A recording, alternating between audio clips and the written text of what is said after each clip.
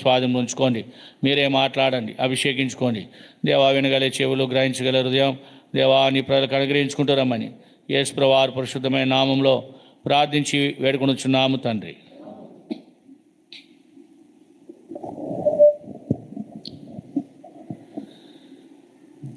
మనము కొన్ని వారాలుగా ఈ ప్రకటన గ్రంథాన్ని అధ్యయనం చేస్తూ ఉన్నాం.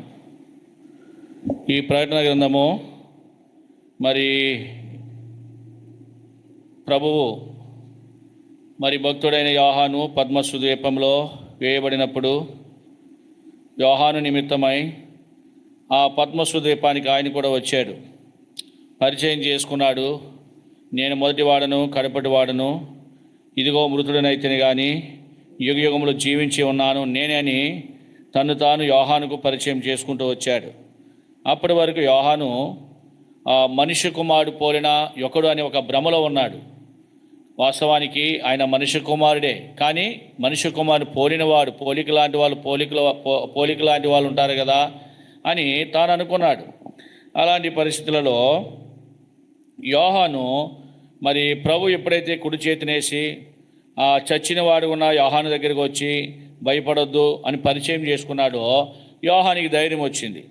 ధైర్యం వచ్చిన తర్వాత ప్రభు చెప్తూ వస్తున్నాడు, నీవు చూచిన ప్రతి విషయాన్ని కూడా పుస్తకంలో రాసేయి, నువ్వు చూసిన ప్రతి విషయం కూడా రాయి, వీటి వెంట కలుగబోతున్న ఇంకా ఉన్నాయి వాటిని కూడా రాసి ఏం చేయాలంటే 7 సంఘములకు నువ్వు పంపించాలి. వర్తమానము 7 సంఘాలకు పంపించాలి.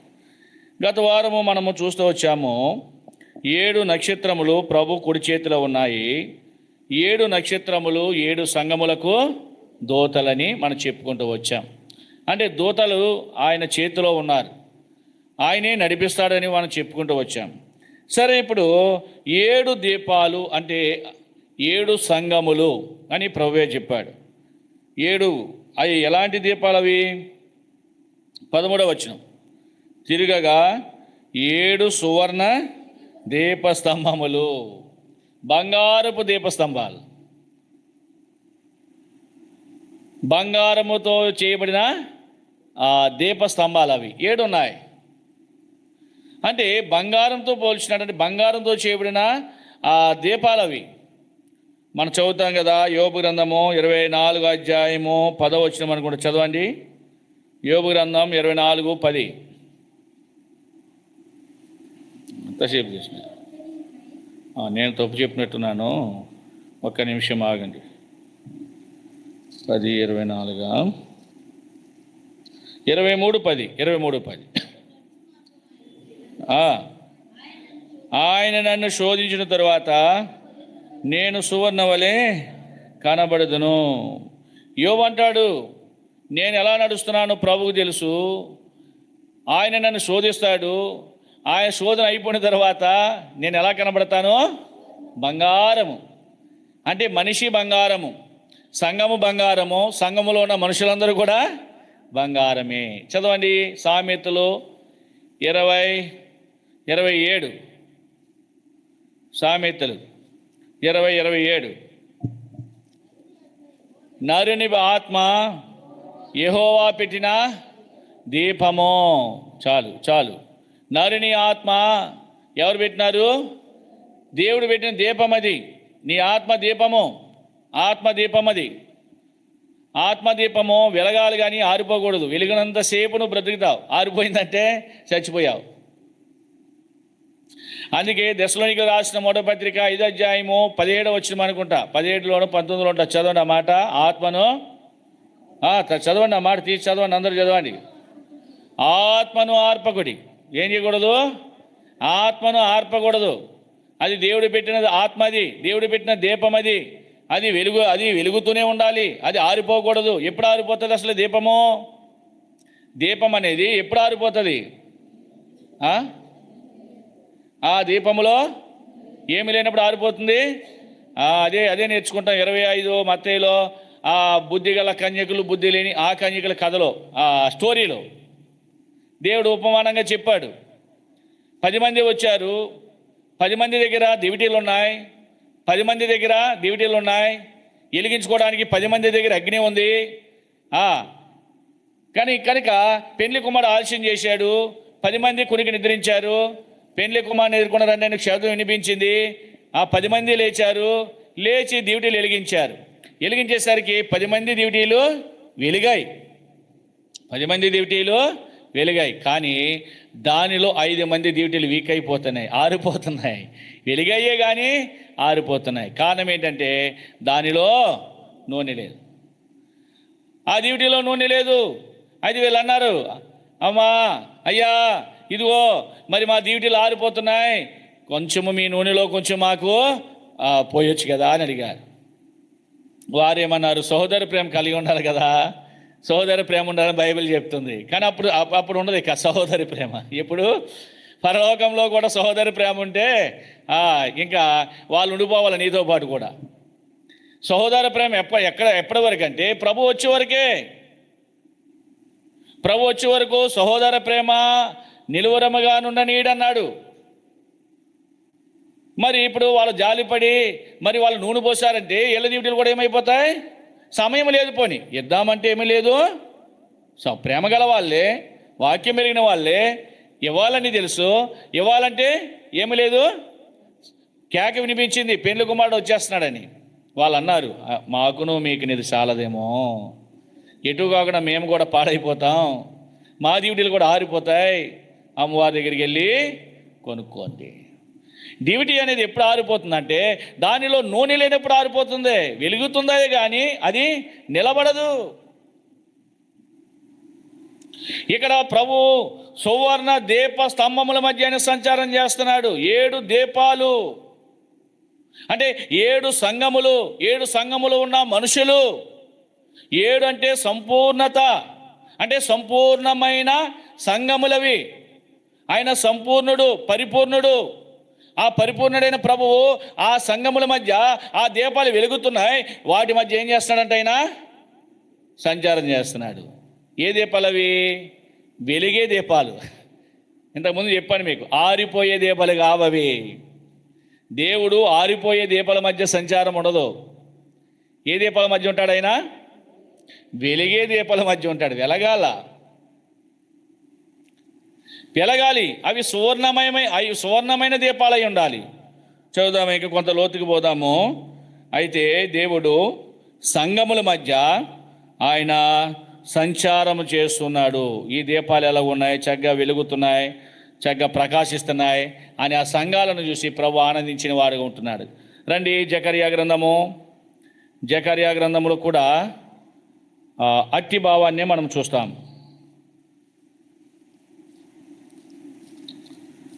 జకర్యా గ్రంథము 4వ అధ్యాయము మొదటి 2 వచనాలు.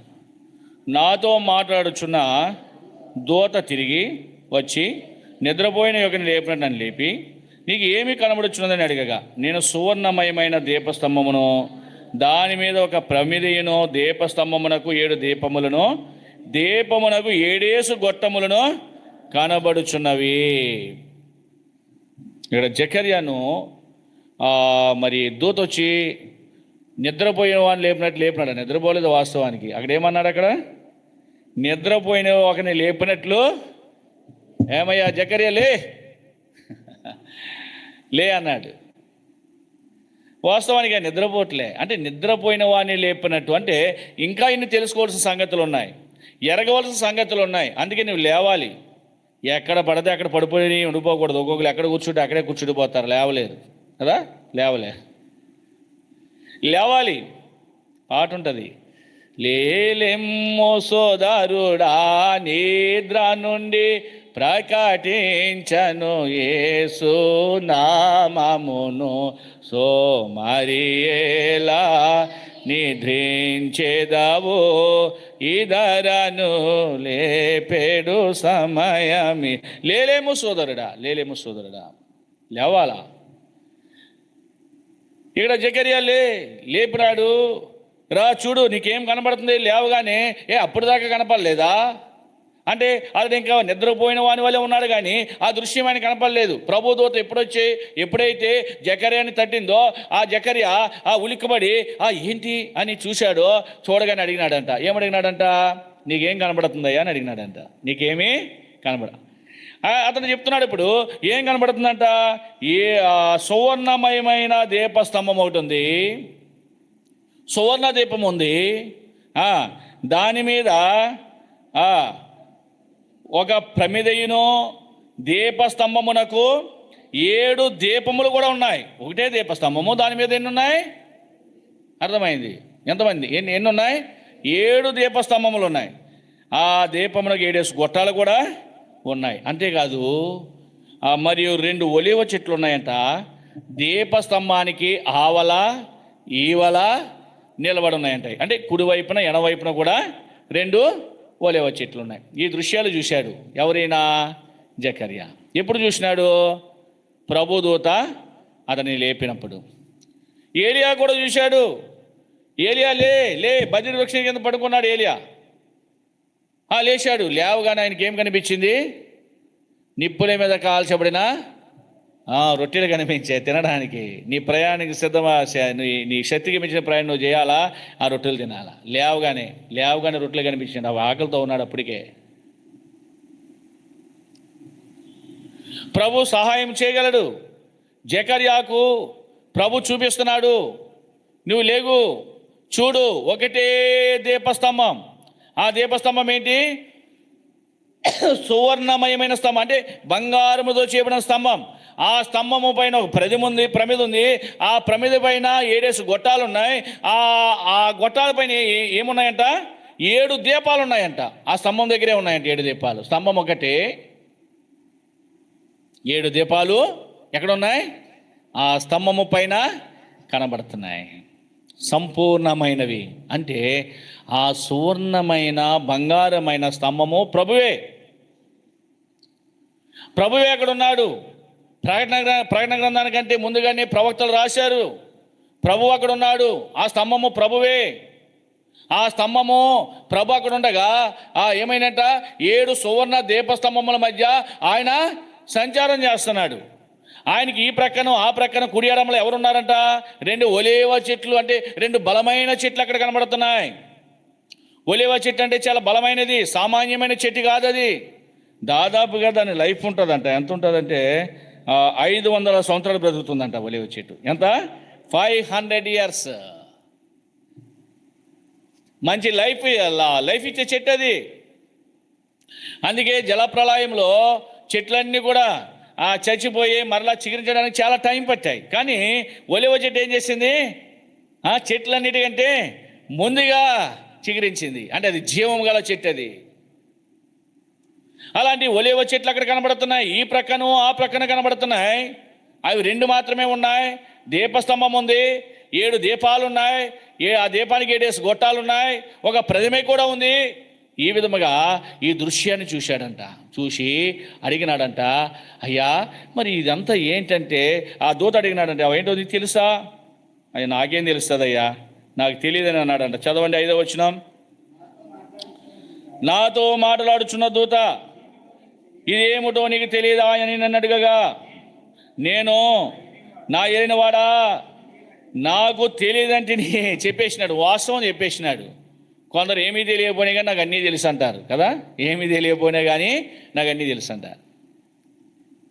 కానీ ఈయన వాస్తవం చెప్పేసినాడు. ఇదేంటి సందర్భం నీకు తెలుసా అని అడిగాడు దూత. నాకు తెలియదయ్యా, నాకు అర్థం కావట్లేదు. ఆ దీపం ఏంటి? ఆ దీపం మీద ఒక ప్రతిమ ఏంటి? ఆ 7 దీపాలేంటి? 7 గొట్టాలేంటి? అయ్యో ఈ ప్రక్క ఆ ప్రక్క 2 ఒలీవ చెట్లు ఏంటి? నాకు ఆశ్చర్యంగా ఉంది, నాకు అర్థం కావట్లేదు, నాకు తెలియదు అని చెప్పేశాడు. అప్పుడు అన్నాడంట, చదువునైనా. అప్పుడు అతడు నాతో ఇట్లా, నేను జెరుబ్బాబెలునకు ప్రత్యక్షమగు యెహోవాకు ఇదే శక్తి చేతనైనను బలము చేతనైన కాక నా ఆత్మ చేతనే ఇది జరుగునని సైన్యములకు అధిపతి యెహోవా సెలవిచ్చెను. గొప్ప పర్వతమా, జెరుబ్బాబెలు అడిగి నువ్వు ఏమాత్రపు దానవు, నీవు చదును భూమి వాగు కృపగలను కాక జనులు కేకలవేగా అతడు పైరాయి తీసుకుని పెట్టించును. ఇక్కడ అంటాడు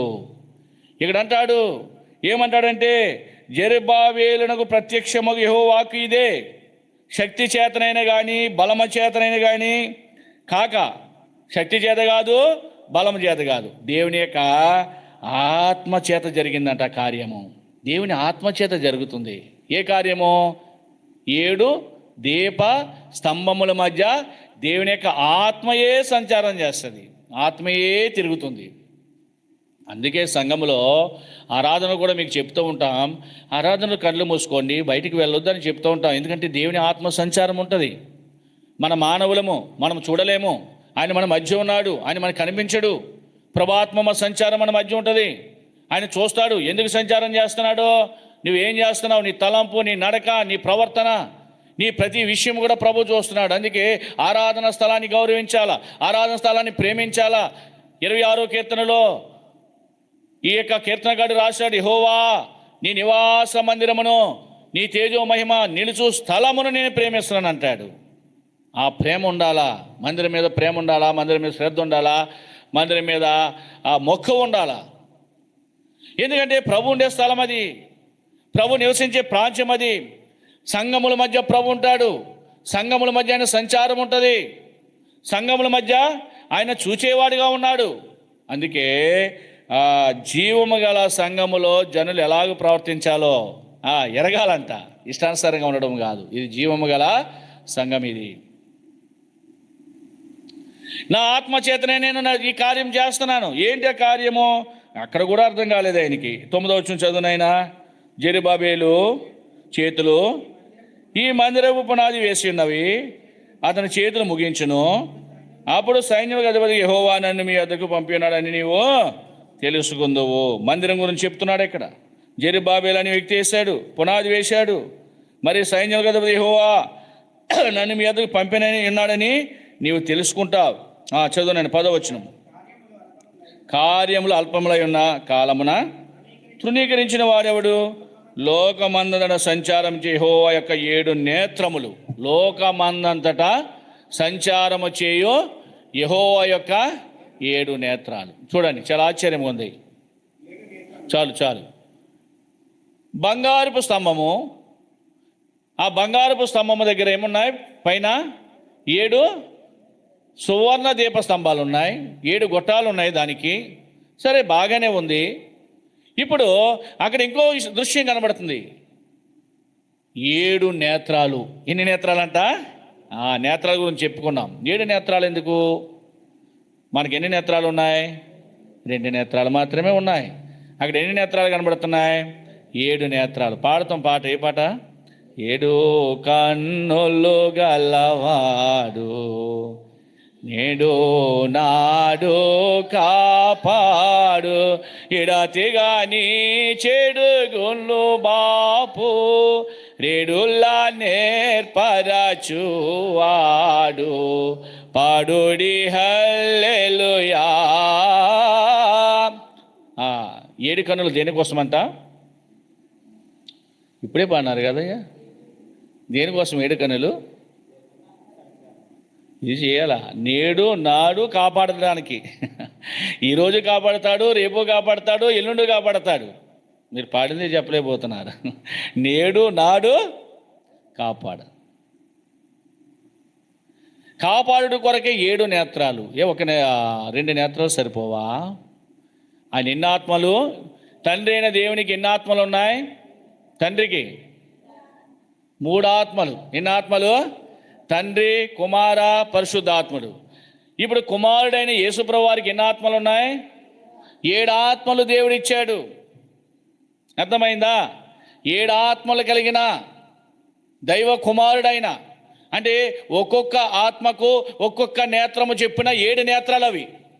మీకు అర్థమైందా? ఒక్కొక్క ఆత్మకు ఒక్కొక్క నేత్రము చెప్పిన 7 ఆత్మలు. అంటే ఏ ఆత్మ ఏ విధంగా పనిచేస్తుందో 7 ఆత్మల గురించి మనం చెప్పుకుంటూ వచ్చాం ముందు భాగంలో.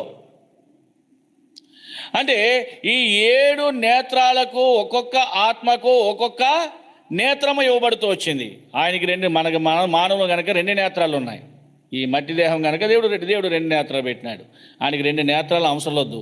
సరే, ఈ 7 నేత్రాలు కలిపి ఒకటే నేత్రము. నీకు అర్థమైందా? 7 అంటే సంపూర్ణత. 7 దీపస్తంభములు ఎక్కడున్నాయమ్మా? ఒకటే బంగారపు స్తంభము పైన కనబడుతున్నాయి. అంతేనా? ఏడు సువర్ణ దీప స్తంభాలు ఎక్కడ కనబడుతున్నాయి? ఒక స్తంభం మీదే కనబడుతున్నాయి. అలాగా 7 నేత్రాలు, 7 ఆత్మలు ఒకటే, సపరేట్ కాదు. సంపూర్ణత. అందుకే దినవృత్తాంతాల గ్రంథము 2వ గ్రంథము 16వ అధ్యాయము 9వ వచనంలో రాశాడు. చదువు నేను త్వరగా. దినవృత్తాంతము 2వ గ్రంథం 16:9. త్వరగా చదవాల.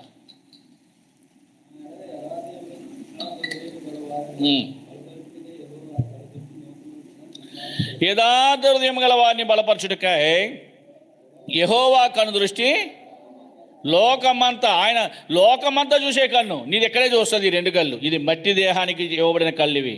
చూడండి, ఒకసారి ఎప్పుడైనా ఆలోచించారా? ఎంత సృష్టిలో ఎంత ఎత్తు మనిషిని చేశాడు, ఎంత పెద్ద మనిషిని చేశాడు. సృష్టి అంతా చూడడానికి ఎంతే కన్ను ఇచ్చాడు. ఎంత కన్ను గలవాడు ఎవడన్నా ఉన్నాడా? ప్రపంచంలో ఎంత కళ్ళు గలవాడు ఎవడన్నా ఉన్నాడా? బాల్ లాంటి కన్నులు. అది ఎంతలా ఉన్నా, ఎంత ఎత్తు ఉన్నా, తాడి మనిషి అయినా కన్నెంత ఇంతే. ఈ చిన్న కన్నులో చక్కగా సృష్టిని అంతటినీ చూపిస్తున్నాడు. ఈ చిన్న కన్ను ద్వారా నీకు సమస్తము ఏ పని చేయాలా, ఎక్కడికి వెళ్ళాలా, ఆ కళ్ళెవు బట్టి నువ్వు పోతున్నావు, ప్రార్థన మనిషి పోతున్నావు, ఆరాధన ఇప్పుడు ఆ కళ్ళు తీసేస్తే పోవు, గుడ్డల్లో పడి ఉంటావు. సంసోను ఎలా పడున్నాడు? బందీ గృహంలో పడున్నాడు. ఎలాగా? తిరగలి ఇచ్చారంట. తిరగలి. ఎందుకంటే సంసోను కనపడడం లేదు. రే ఇక్కడ కూర్చోబెట్టారు, తిరగలోటి వేశారు, ఇసురు. ఇప్పుడు తిరగలంటే చాలామందికి తెలియదు, ఎందుకంటే మిషన్స్ వచ్చాయి. తిరగల్లో విసిరేవారు. సంసోన్ని కఠిన సేవ చేయించారు. కారణం ఏంటి? కళ్ళు పోయాయి. అయితే నీ నేత్రాలు దేవుడు చక్కగా అమర్చాడే, కళ్ళు ఇచ్చాడే, నీ ఇష్టానుసారంగా నువ్వు పోవడానికి కాదు, నీ ఇష్టానుసారంగా నువ్వు జీవించడానికి కాదు. అర్థమైందా? 1 కాదు, మళ్ళీ నీకు ఎన్ని నేత్రాలు ఇచ్చాడు? 2 నేత్రాలు ఇచ్చాడు. మళ్ళా 2 ఇచ్చాడు దేవుడు. అర్థమైందా? 2 నేత్రాలు ఇచ్చాడు. దేనికోసం అంటే దేవుని మహిమార్థమే. నువ్వు ఆలోచించే. దేవుడు చూడండి, ఆ చిన్న కన్నుల్లో ఎంత సృష్టిని మనం చూస్తున్నామా లేదా? ఆ చిన్న కన్ను ద్వారా, ఉదాహరణకి కన్ను అంటే నాకు గుర్తొచ్చింది. 2009లో నా కన్ను ఫెయిల్యూర్ అయిపోయినప్పుడు నేను NHA 2009 అంతే 2009 ఆ NHA టోల్గేట్లో నేను పనిచేస్తూ ఉన్నాను. వాళ్ళు అన్నారు, నువ్వు కన్ను కనబడతలేదు, నువ్వు గుడ్డివాడు. ఇంకో కన్ను బాగానే ఉంది, కానీ వాళ్ళు ఏమన్నారు? నీ కన్ను పోయింది, నీ గుడ్డివాడు, నీకు ఉద్యోగం లేదన్నారు. నీకేమీ లేదు. అర్థమైందా? ఏమి లేదని చెప్పారండి? చెప్పండి. నేను చెప్పిన నాకేమి లేదు. ఉద్యోగం ఎందుకు లేదు? నాకు కన్ను, ఒక వికలాంగుడిగా ఉన్నాను, నాకు కన్ను లేదు, నాకు జాబ్ లేదని చెప్పేశారు. చాలా బాధ వచ్చింది. బ్రతిమాలతో పెట్టుకుంటారు, ఇంకా పెట్టుకోరు వాళ్ళు. అది ప్రైవేట్ సెక్టార్ కనుక పెట్టుకోరు. ఏం చేయాలా?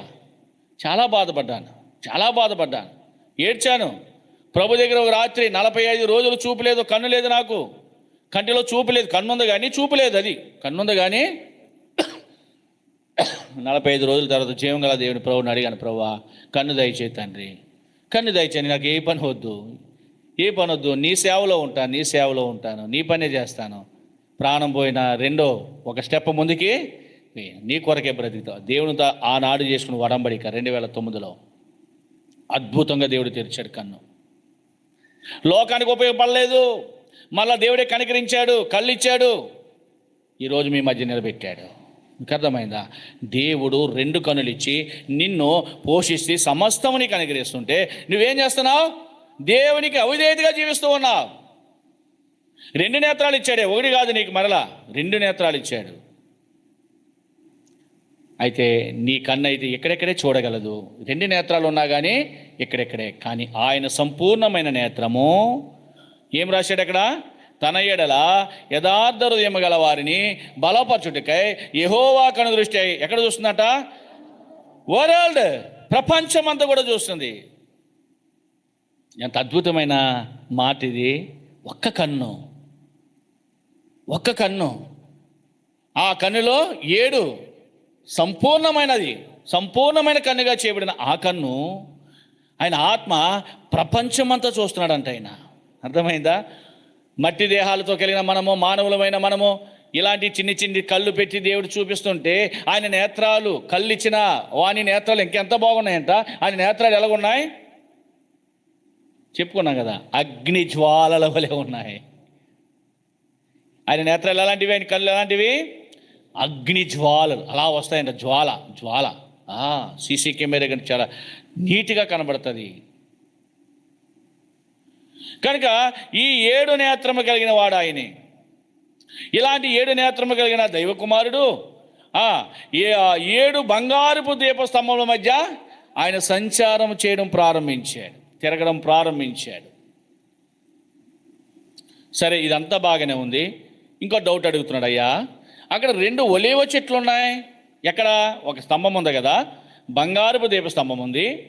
ఇది మర్చిపోకూడదు. ఆ దీపస్తంభం పైన ఒక ప్రతిమే, 7 గొట్టాలు, 7 దీపాలు ఉన్నాయి. స్తంభం ఒకటే, కానీ ఎన్ని మోస్తున్నాడు ఆయన? 7 దీపములు పెట్టుకున్నాడు పైన. సరే, ఇప్పుడు ఈ స్తంభానికి ఈవల ఆవల ఎవరున్నారు? ఒలీవ చెట్లు ఉన్నాయి. ఏంటవి అని అడిగినాడు. అది నీకు తెలీదా? నాకు తెలియదయ్యా. ఏం చెప్పినా తెలియదంటే ఎలా? చదువుదామా రండి. జకర్యా గ్రంథము 4వ అధ్యాయం 14వ వచనం, లేక 13, 14 వచనాలు చదువుదాం. అతడు నాతో, ఇవేమిటని నీకు తెలియదా ఆయనను. నా ఎనివాడా, నాకు తెలియదని నేను అడిగా. 12వ వచనం చదవండి. 2 బంగారపు కొమ్ములలో నుండి సువర్ణ తైలను కొమ్మరించు, ఒలీవ చెట్లకున్న 2 కొమ్మలను ఏమిటని అక్కడ అంట. 2 బంగారపు కొమ్ములలో సువర్ణ తైలము, బంగారపు తైలం వేసినాడంట. బంగారపు తైలం వేసుకో, చెట్ల కొమ్మలలో నుంచి వస్తుందంట తైలం, చెట్ల కొమ్మల నుంచి వస్తుందంట. అసలు ఏంటని అడిగాడంట ఈయన. మరలా అడిగితే ఆ దూత ఏమన్నాడంట, ఇది నీకు తెలియదా అంటే, నాకు తెలియదయ్యా, నాకేమీ తెలియదు, నాకు తెలియదని నేను అన్నాను. అనగానే అప్పుడు చెప్పినాడంట దూత. ఏమన్నాడు? 14వ వచనం.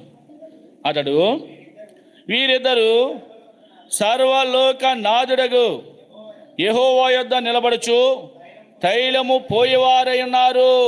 వీళ్ళు ఎవరంట? ఆ 2 ఒలీవ చెట్లు. ఆ ఒలీవ చెట్ల కొమ్మలలో నుంచి, బంగారపు కొమ్ములో నుంచి, బంగారపు కొమ్ములు కనబడుతున్నాయి ఇక్కడ, వాటిలోంచి ఏమొస్తుంది? తైలం వస్తుంది. పోస్తున్నారండి ఇలాగా. వాళ్ళు ఎవరో తెలుసా? సర్వలోక నాథుడగు, సర్వలోక నాథుడు ఆ యెహోవా యొద్ద నిలబడుచు. కూర్చున్నారా? నిల్చున్నారు. వీళ్ళు నిలబడ్డారు. ఎవరి దగ్గర? సర్వలోక నాథుని దగ్గర. అందుకే మీకు చెప్తూ ఉంటాం, మోకాలు వంగలితే మోకాలు వేయండి, లేకపోతే మీకు మోకాలు వంగవు కదా, లేచి నిలబడి కళ్ళు మూసుకోనండి. అది ప్రభువుని గౌరవించాలి. మనకు కనిపించడు ఆయన దగ్గర మనం ఉన్నాం. వారు నిలబడిన వ్యక్తులుగా కనబడుతున్నారు. నిలబడి వాళ్ళు చేసే డ్యూటీ ఏంటి? తైలము. కింద మూల భాషలో రాసినాడు. ఏం రాసినాడు? వాళ్ళు అభిషేకం పొందిన వాళ్ళు అంట.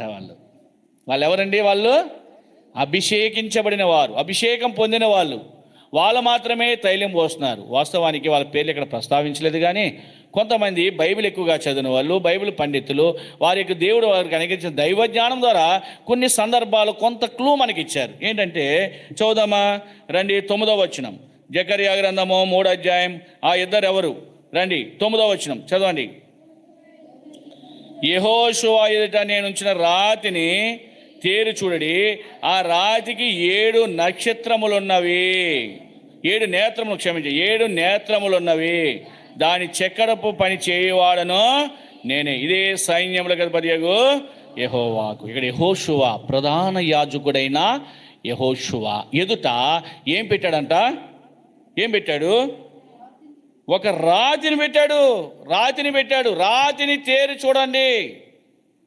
ఆ రాయి, ఆ బండ క్రీస్తే.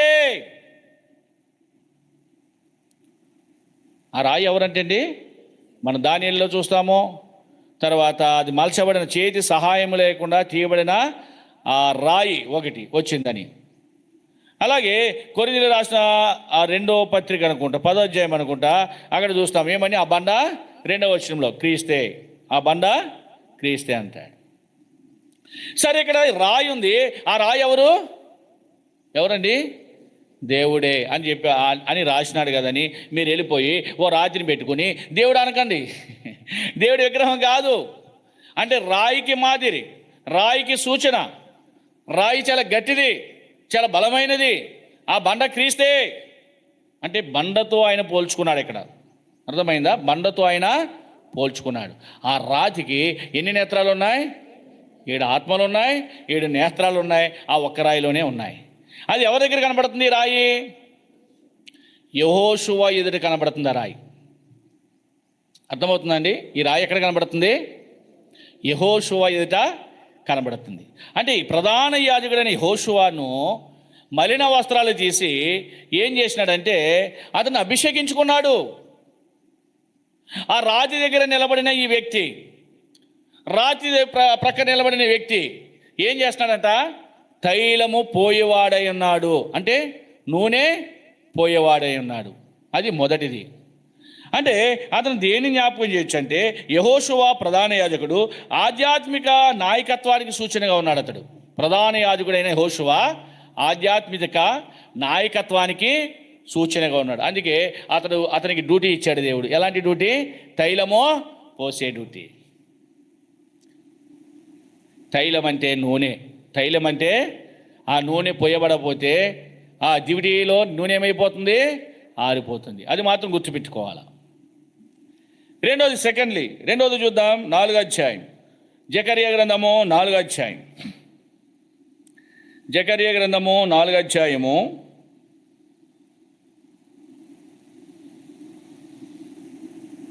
7వ వచనము చివరి 2 లైన్లు చదవండి, అంత వద్దు కానీ. లేక జెరుబ్బాబేలును అడ్డగించుటకు నీవు ఏమాత్రం దానవు, నీవు చదును భూమి కృపకలిగిన గాక అని జనులు కేకలు. అతడు పైరాయి తీసుకుని పెట్టించు. 10వ వచనం ఇందాక మనం చదువుతున్నాం. లోకమందున సంచారము చేయు యెహోవా యొక్క 7. ఇక్కడ కూడా 7 నేత్రాలు కనబడుతున్నాయి. ఒక రాయి కనబడుతుంది, పైరాయి పెట్టేస్తున్నాడు, రాయి పెట్టేస్తున్నాడు. ఎవరి దగ్గర ఉంది ఈ రాయి? జెరుబ్బాబేలు దగ్గర ఉంది. ఈ రాయి ఎక్కడ ఉంది చెప్పండి? యెహోషువ దగ్గర రాయి ఉంది. ఆ తర్వాత అక్కడో రాయి, ఎక్కడ రాయి? రాయి ఒకటే. జెరుబ్బాబేలు దగ్గర కూడా రాయి ఉంది.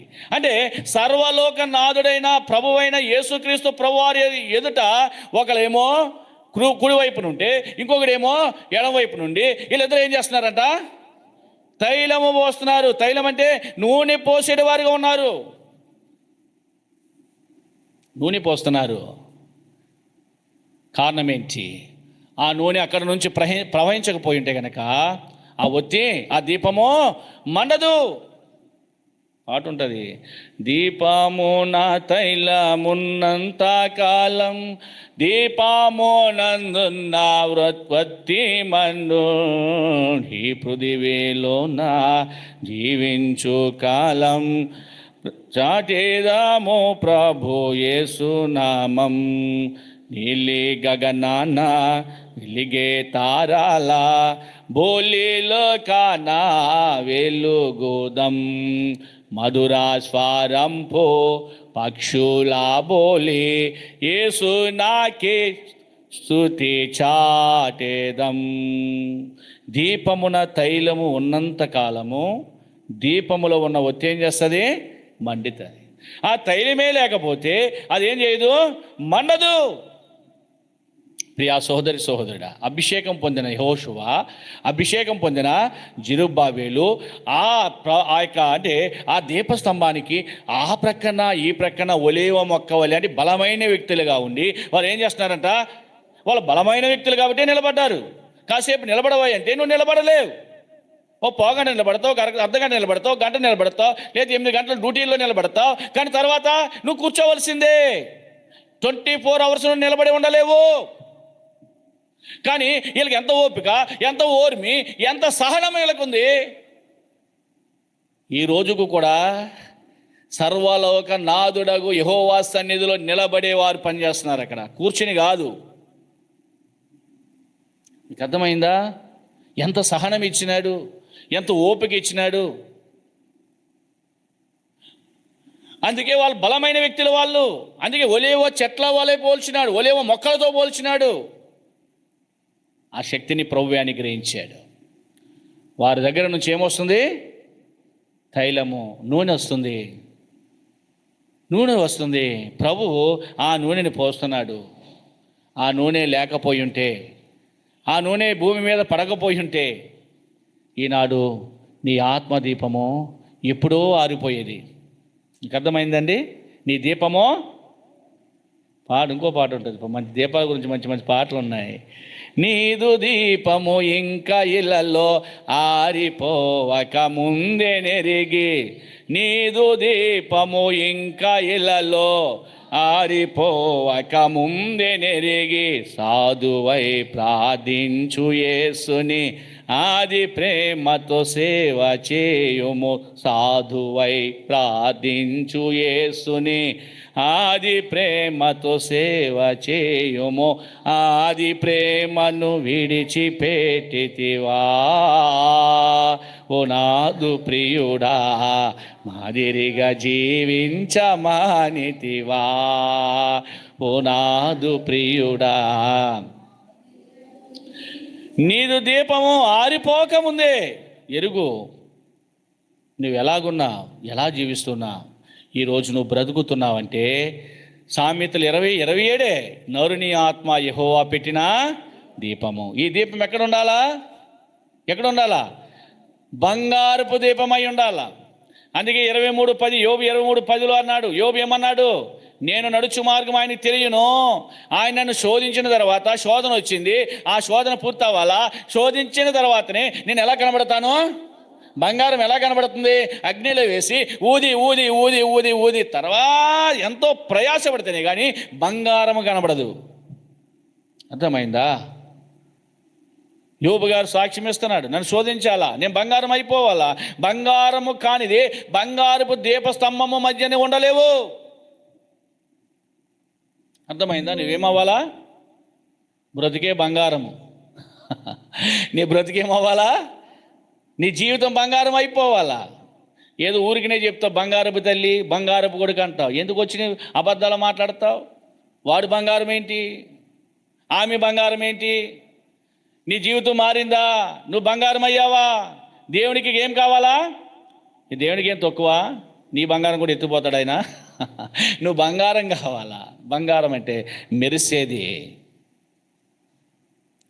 మెరిసే బంగారము, కల్తీ లేని బంగారము, కేడీ లేని బంగారము.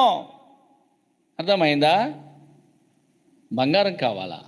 నువ్వు బంగారం అయితేనే బంగారపు వీధిలో కూర్చుంటావు. ఎక్కడ? పరలోకము బంగారు వీధులు ఉన్నాయి. ఆ బంగారం మ్యాచ్ అవ్వాలా. కల్తీ బంగారాన్ని తీసేస్తాడు దేవుడు కదా. మ్యాచ్ అవ్వకపోతే కల్తీ బంగారం వచ్చిందని పట్టేస్తారు కదా. బంగారం తయారు చేసే వాళ్ళు ఆ అగ్నిలో వేసి రోడ్లు గొల్లెట్టుకెళ్ళి బంగారం మంటలు ఒప్పుకుంటారా? వాళ్ళకి తెలిసిపోతుంది కల్తీ బంగారం. కల్తీ బంగారాన్ని ప్రభు చేర్చుకోడు. ఆయన బంగారపు దీపస్తంభము. ఆ దీపము ఏం చేస్తుంది? సంఘముల మధ్య సంచారం చేస్తుంది. సంఘం అనగా మనమే. మన మధ్య ఆయన సంచారం ఉంది. నువ్వు ఎలగాలని దేవుడు, ఆత్మదేవుడు ఆశపడుతున్నాడు. సర్వలోకనాథుని దగ్గర నుంచి ఏమొస్తుంది? నీకు తైలం వస్తుంది, నూనె వస్తుంది, వాక్యమే. ఏం చెప్పండి? ఇది తేనె లాంటిది, ఇది నూనె లాంటిది. అర్థమైందా? ఇది తేనె లాంటిది, ఇది నూనె కన్నా శ్రేష్టమైనది. పెడచెవిని పెడతావా? వాక్యంతో నీ హృదయాన్ని నింపుకోవా? క్రీస్తు వాక్యము మీ హృదయంలో సమృద్ధిగా నివసింపనీయడన్నాడు కొలసీ పత్రికలో. దేవుని యొక్క వాక్యమైన నూనెకి చోటివ్వా. చోటివ్వకపోతే ఏమి ప్రయోజనము? నీ దీపం ఏమైపోతుంది? నూనె లేకపోతే వస్తే మండి ఆరిపోతుంది. నూనె ఉండాలా. బుద్ధి లేని ఆ కన్యకలు నూనె లేకుండా చేసుకున్నారు. నూనె సమకూర్చుకుని వచ్చేసరికి అవకాశం వారికి లేకుండా పోయింది. జాగ్రత్త, అవకాశాన్ని దాటిపెట్టుకోకు.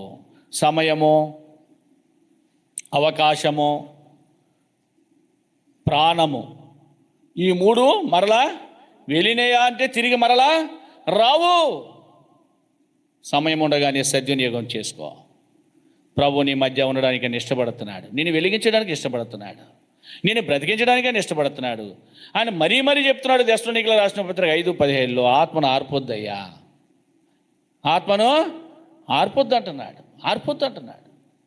నీ ఆత్మ వెలగాలి, దేవుడిచ్చిన ఆత్మ వెలగాలి, ఆర్పవద్దు. దేవుడే సాక్ష్యం ఇచ్చినాడు. ఆ యోహాను గురించి ఏమన్నాడు తెలుసా? రండి ఆ వచనం చదువుకుని ముగించుకుంటాం. యోహాను సువార్త, బాప్తిస్మిచ్చి యోహాను గురించి ప్రభు సాక్ష్యం ఇచ్చినాడు. 5వ అధ్యాయం 25వ వచనం. 35వ వచనం, యోహాను సువార్త 5:35. అతడు మండుచు ప్రకాశించుచున్న దీపమయ్యు నేను, మీరు అతని వెలుగులో ఉండి కొంతకాలము ఆనందించుటకు. ఎవరైనా ప్రభు సాక్ష్యం ఇచ్చినాడు. అతడు మండుచు ప్రకాశించుచున్న దీపం, ప్రకాశించేవాడైనా. అతడు మండుతున్నాడు, అతనిలో ప్రకాశం ఉంది. ప్రభు చెప్తున్నాడు, మీరు అతని వెలుగులో కొంతకాలం ఉండుటకు, ఆనందించుటకు ఇష్టపడ్డారు. యోహాను గురించి ప్రభు ఇచ్చిన సాక్ష్యం ఇది. మరి నీ గురించి ప్రభు సాక్ష్యం ఇవ్వగలడా? నువ్వు మండుతున్నావా? మంటుండాలా. ఏమంటుండాలా? ఆత్మీయమైన మంట, ఆత్మయందు తీవ్రత ఉండాలా. చదవండి, ఎక్కడంటే రోమీయులకు రాసిన పత్రిక అనుకుంటా, చూడండి 12వ అధ్యాయం 11వ వచనం. రోమీయులకు రాసిన పత్రిక 12వ అధ్యాయం 11వ వచనం. ఆసక్తి విషయమంలో మాంజులు కాక ఆత్మయందు తీవ్రత గలవారే. తీవ్రమైన తుఫాను పట్టిందిరా అంటారు కదా. తీవ్రమైన చాలా అగ్ని, చాలా తీవ్రత ఎక్కువగా ఉంది. మా చిన్నప్పుడు ఇక్కడ పాసర్పూడి దగ్గర ఆ బ్లో అవుట్ మీకు అందరికి తెలుసు ఉంటుంది. మేము ఇంకా చిన్నపిల్లలుగా ఉన్నాం. అమ్మో, ఎక్కడి వరకు వినిపించేది ఆ శబ్దము. రోడ్డు మీద ఈ వెళ్తాయి కదా, ఏంటి రోడ్డు వేసినప్పుడు రోలర్స్, దాన్ని ఏమంటారంటే ఇది అనేవాళ్ళు మేము రోలింగ్ వెళ్ళేది. రోలింగ్ అది డమ్ డమ్ డమ్ డమ్ అని చాలా భయంకర శబ్దాలు వచ్చాయి. అలాంటి శబ్దాలు వినిపించాయి. అలాంటి శబ్దాలు ఎక్కడికి వినిపించాయి? ఇక్కడికి. భయం వేసేది. ఇక్కడున్న అంటే అక్కడున్న ప్రజలు ఇంకెంత భయపడి ఉంటారు. చాలా భయంకరమైన బ్లో అవుట్ అది. తీవ్రత చెప్పండి, అది చాలా తీవ్రమైన అగ్నిగుండం అది. అలాగే మన జీవితాల్లో దేవుని విషయంలో అలాంటి తీవ్రత ఉండాలా, భయపడాలా. హబక్కూకు అంటాడు, అయ్యా నిన్ను గూర్చిన వార్త విని నేను భయపడుతున్నాను అంటాడు. కీర్తన గ్రంథము 2వ అధ్యాయంలో అంటాడు, ఆ కుమార్ని ముద్దు గడగడా వణుకుచు ఆయన సన్నిధికి రండి అంటాడు. ఎలా రావాలంటే ఆయన సన్నిధిలోనికి? వణక నీలో ఉండాలి. వణికి లేకపోతే ఏముంటుంది? వణికి ఎక్కడ ఉందండి? వచ్చేయడం, అఫీషియల్కి వెళ్ళిపోవడం అంతే. భయపడే వాళ్ళు ఎవరున్నారండి? భయపడాలా దేవునికి? అయ్యో ప్రభు సన్నిధి చాలా గౌరవించాలా, ప్రభు సన్నిధి పరిగెత్తాలా, వణుకొచ్చేయాలా, నీలో టెన్షన్ వచ్చేయాలా. ఒక్కోసారి ఈ బ్రదర్స్ మీటింగ్లో నాకు ఒకసారి ఎక్కడికన్నా సువార్త క్యాంపులకి వెళ్ళినప్పుడు కొంత లేట్ అవుతుంటుంది. వణుకొచ్చేస్తుంది నాకు. అయ్యో ఎవరు నడుపుతారు, టైం అయిపోయి ఎక్కడ ఎవరు చెప్తారు, ఒక టెన్షన్ వచ్చేస్తుంది నాకు. మీకు అర్థమైందా? నేను లేట్గా వస్తే మీరు నన్ను అడుగుతారా? అడగరు. మీరు కూర్చుంటారు సేవకుడు వచ్చే వరకు. కానీ అడిగేవాడు ఉన్నాడు. ఎవరు? ప్రభు ఉన్నాడు. ప్రభు అడుగుతాడు, నిలబెడతాడు. ఒక దినాన మనమందరము క్రీస్తు న్యాయపీఠం మీద ప్రత్యక్షం కావాలి. ప్రియా సోదరిరా, జెరుబాబేలు, యెహోషువ దీపస్తంభము దగ్గర ఒలీవ చెట్ల వలె ఉండి అభిషేకం పొందిన వారే నూనెను మన కొరకు ప్రభు ఇస్తున్నాడు. వారు పోసేడు వారిగా ఉన్నారు, వారు నిలబడే ఉన్నారు, వారు కూర్చుని లే. ఇలాంటి సహనం నీలో ఉందా? ప్రభు కొరకు ఏం చేయాలా? ఓర్చుకోవాలి. ఓర్పు సమస్తమైన ద్రోహ కార్యంలో జరగకుండా ఎంత కష్టమైనా ఓర్చుకోవాలి, ఎంత నష్టమైనా ఓర్చుకోవాలి. ఎవరి కొరకు మనం ప్రయాసపడేది? ప్రభు కొరకే. ఈ లోకంలో ప్రభు కొరకు మన దేహాన్ని నల్లగొట్టుకుంటే పరలోకంలో సుఖపడతాం. ఈ లోకంలో దేవుని కొరకు నీ దేహాన్ని నలుగొట్టుకోకపోతే సుఖం అనేది నీకు దొరకదు. ధనవంతుడి గురించి మనం చూస్తాం. భూలోకంలో బహు సుఖపడ్డాడు, పాతాళంలో యాతన. భూలోకంలో ఏసీరుములో ఉన్నాడు, పాతాళంలో మంటల్లో ఉన్నాడు. అదే ఎవరైనా. ఇతని ధనమంతా ఏమైపోయింది? ఇతని ఆస్తి అంతా ఏమైపోయింది? ఇతని ఏసీ ఏమైపోయింది? ఇతని భవనం ఏమైపోయింది? తప్పించే నాదుడు ఉండడు. ప్రియా సోదరుడా, ప్రభు కొరకు వేడని దేవుని మందిరం మానేస్తున్నావా? ఎండలని మానేస్తున్నావా? వర్షమని మానేస్తున్నావా? కాబట్టి ప్రతి మనుషుడు తను పరీక్షించుకోవాలి. నిలబడి సేవ చేసేది వారు ఉన్నారు. వాళ్ళు అసలు కూర్చొని అవకాశం దేవుడు వారికి ఇవ్వలేదు. ఎంత సహనంతో వాళ్ళు ఉన్నారో చూడండి. అది ఆత్మ చేత జరిగిన కార్యం. దేవుడే ఆత్మ వాళ్ళని బలపరిచేవాడుగా ఉన్నాడు. నువ్వు ప్రభు కొరకు నిలబడు, నీ కొరకు ప్రభు నిలబడతాడు. శద్రకు మేషకు అబేద్నెగో వారు ప్రభు కొరకు నిలబడ్డారు. వాళ్ళ కొరకు ఎవరు నిలబడ్డారు? ప్రభు నిలబడ్డాడు. దానియేలు ప్రభు కొరకు నిలబడ్డాడు. దేవుడు దానియేలు కొరకు నిలబడ్డాడు. నువ్వు దేవుని కొరకు నిలబడవా? సిలువలో వేలాడుతున్న పాపాత్ముడైన ఆ దొంగ నేరస్తుడు ప్రభు కొరకు నిలబడ్డాడు. అయ్యా, నీవు నీ రాజ్యంతో వచ్చిన జ్ఞాపకం చేసుకున్నాడు. ప్రభు అతని కొరకు నిలబడ్డాడు. నేడే నీవు నాతో కూడా నీవు నిలబడకుండా ప్రభు నీ చెంత ఎలా నిలబడతాడు అనుకుంటున్నావు? దేవుని వద్దకు రండి, అప్పుడు ఆయన మీ వద్దకు వచ్చి నువ్వు వస్తే ఆయన వస్తాడు. నీకెక్కడ తీరిక? నువ్వెక్కడ లోబడతావు? నువ్వెక్కడ వింటావు? అయ్యో, సంఘముల మధ్య ప్రభు యొక్క సంచారం జరుగుతుంటే ఇంటికాడ కూర్చొని ఏం చేస్తున్నావు నువ్వు?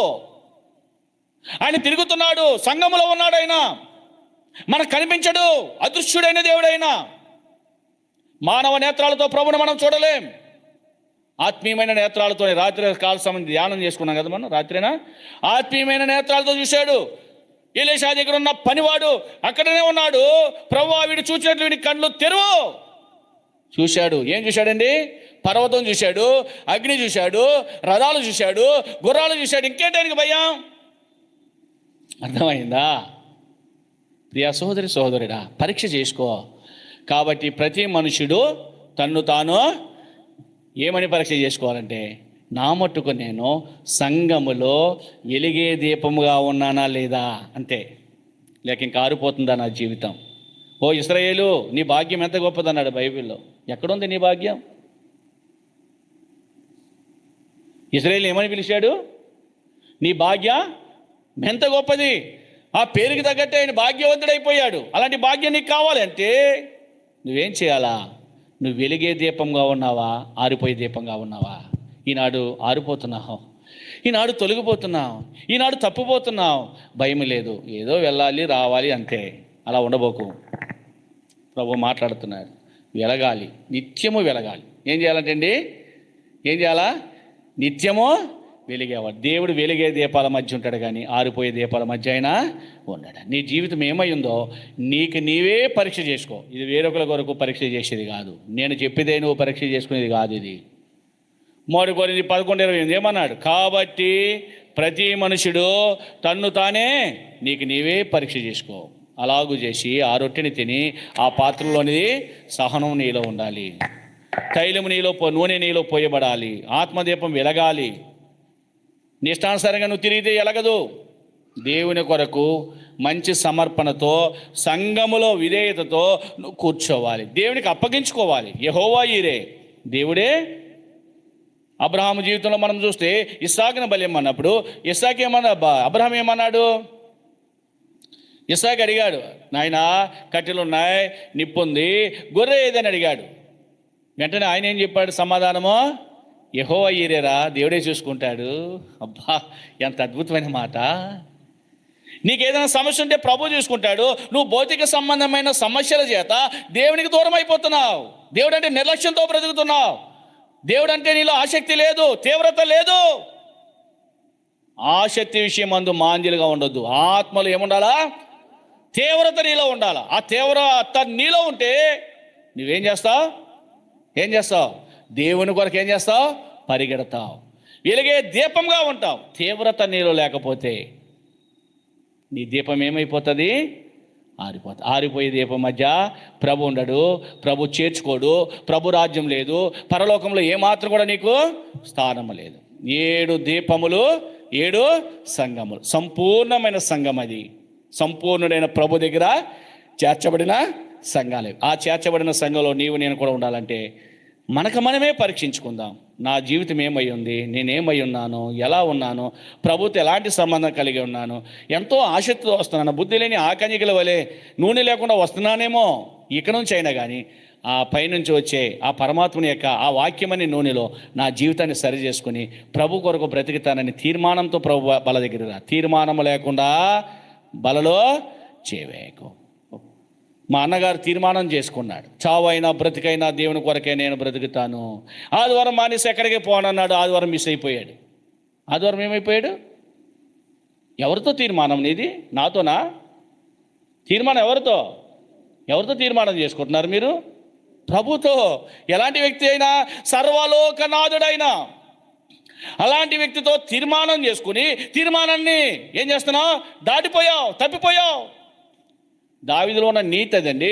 ఒక్కసారి తీర్మానం చేసుకున్నాడు. ఎలాంటి తీర్మానమో? నేను ఇంకెప్పుడూ పాపం చేయనయ్యా. బత్షెబ విషయంలో చేసిన పాపమో నేను ఎప్పుడు కమిట్మెంట్.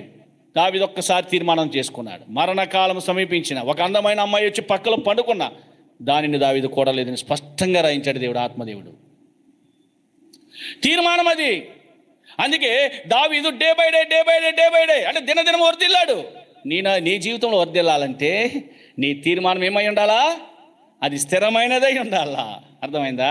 అందుకే అంటాడు 1 కొరింథీ 15:58 చదవండి. ఆ మాట చదవండి. 1 కొరింథీ 15:58 త్వరగా తీసిన వాళ్ళు ఎవరైనా. కాగా నా ప్రియ సహోదరులారా, మీ ప్రయాసము ప్రభునందు వ్యర్థము కాదని ఎరిగి స్త్రీలను కథన వారును ప్రభు కార్యాభివృద్ధి అందు ఎప్పటికీ ఏముండాలంట? ఎవరి కార్యమమ్మా? కార్యం అనగా పని. ప్రభు పని విషయంలో, ప్రభు మందిర విషయంలో, ప్రభు యొక్క ఆరాధన విషయంలో, ప్రభు యొక్క ప్రార్థన విషయంలో ఎప్పటికీ ఏముండాలంట? మనలో ఆసక్తి ఉండాలా. ఆసక్తి విషయంలో ఎలా ఉండాలంట? స్త్రీలుగా ఉండాలి, కథన వారిగా ఉండాలి. ఆసక్తి విషయంలో మాంద్యులుగా ఉండకూడదు, తీవ్రమైన వారుగా ఉండాలి. అప్పుడే అలాంటి రోషం నీలో ఉన్నప్పుడే ప్రభు కొరకు నువ్వు బ్రతుకుతావు. పౌలు గారిలో రోషం ఉంది. ఎలాంటి రోషము? బ్రతుకుట నా మట్టిగా అయితే ఫిలిప్పీ 1:21 క్రీస్తే చావైతే లాభము అన్నాడు. మరి రోషంగా బ్రతకవా? ప్రభు రాబోతున్నాడు, ప్రభు కొరకు జీవించవా? తీర్మానం లేకుండా వెళ్ళిపోతావా? కాబట్టి ప్రతి మనుషుడు తన్ను తాను తీర్మానించుకొని అలాగూ చేసి ఆ రొట్టెని తిని ఆ పాత్రలోనిది త్రాగాలి. అలా ఉండినట్లుగా కూడా వచ్చిన ఆత్మదేవుడు మనకు సహాయపడింది కాక.